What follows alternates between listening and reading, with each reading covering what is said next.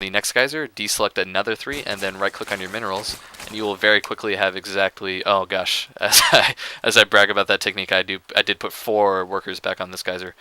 But if you do it correctly, you shift click 3 right after you click the first geyser, shift click 3 off as you in the window down here as you click the second geyser, and then click the rest of them back to minerals, and you will effectively resaturate your base. I got an extra drone on there, so I must have shift clicked 4 times when I first selected my drones. But regardless, that's a very quick way to get your drones back on gas and minerals. Yeah, and let's just talk about, let's see, supply count. My opponent has maxed out already, so I would like to see him move out here. As a Zerg, when you max out and you're just chilling, you know, not doing anything else necessarily, you want to move out immediately. Oh, and this is another thing I did in this game that I like, quickly before my opponent attacks here. I burrowed a Zergling in his 4th base, and this is extremely annoying just because you have to send an Overlord out here, and it's coming at a perfect time because he is trying to move out to attack, so he's not going to have, I certainly wouldn't, not going to have the time to APM a Overseer down here and kill this with a Zergling or his drone. So he's moving in with his whole army here. I've got a few roaches. We are both maxed out right now. He didn't move in while he had the supply advantage. Tons of fungals going over all the roaches here.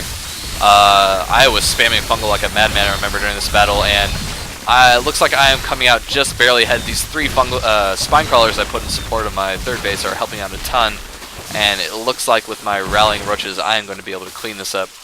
I would say equal micro for both of us there. I just happen to have the much closer rally position because he was brave enough to attack first, so I get the big advantage.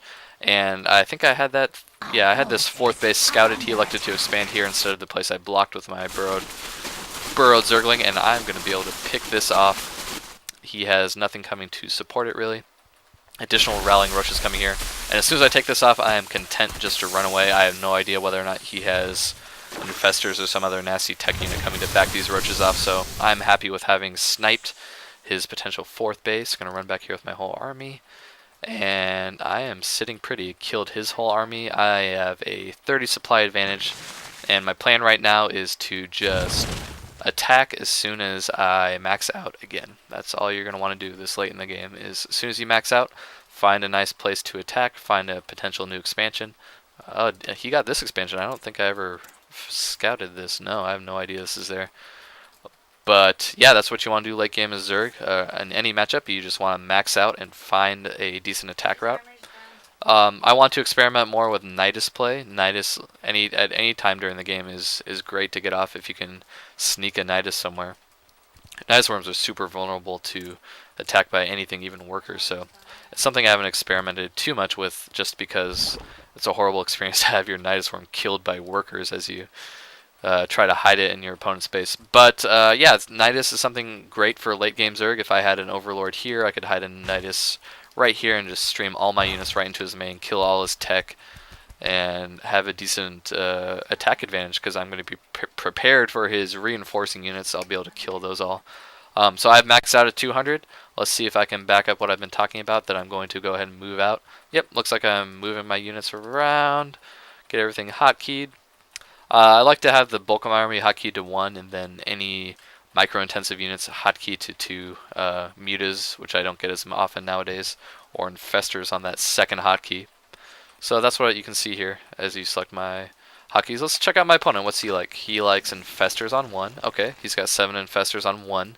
So he likes his micro-intensive infestors on 1, his bulk army on 2. Looks like he's got overseers on 3. That's pretty cool. Hatcheries on 4, much like I do, and then all his queens on 5 and 6, much like I do. So 2nd big engagement going down. Looks like I have a little bit of a supply advantage on him, though he has a tech advantage with these broodlords. I'm gonna have to use infested Terrans or spawn some corruptors with that Spire I got to take care of those. Tons of fungals going down on my opponent. Looks like he's not quite as good at this battle with his fungals, and all his roaches are gonna go down. These broodlords doing some good damage in the meantime, but his unsupported infestor is going to go down. So many roaches left, I can just deal with these broodlings as he shoots them at my super beefy roaches, and I'm just going to push into his natural and his main, try to finish the game here. I spawned a ton of infested Terrans. I think I killed 1 or 2 broodlords with that. Going to try to pick off this wounded one. Yep, I get it with some of the infested Terrans. Moving in here with the rest of my army. I'm extremely wounded, but He's going to struggle to reinforce enough units to pick off this many roaches. I am maxed out once again. That's mostly going to be in reinforcing units. I'm not sure how I rallied all these guys. Let's see, where's the rally point?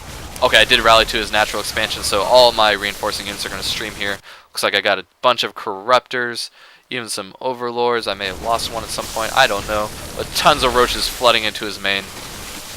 I burned my infestors at some point to support with infested terrans. Once you don't have enough energy to fungal growth or near a parasite, good idea to burrow your infestors to support with infested terrans, and I won this game. That was a lot of fun to play. I keep promising that I'm going to cast a loss of mine at some point. I have been losing kind of a lot lately. I think I have something like 3 and 5 now in my last 8 games. But, you know, honestly, I don't think I'm comfortable enough to cast a lot of my losses at this point. If I get an interesting close game, I'll probably feel more like casting that than a game where I just get utterly obliterated. I don't know. Maybe if I get destroyed, if there's something interesting my opponent does, I can cast that. But hopefully enjoyed this game. It was a little bit longer game, 26 minutes game time.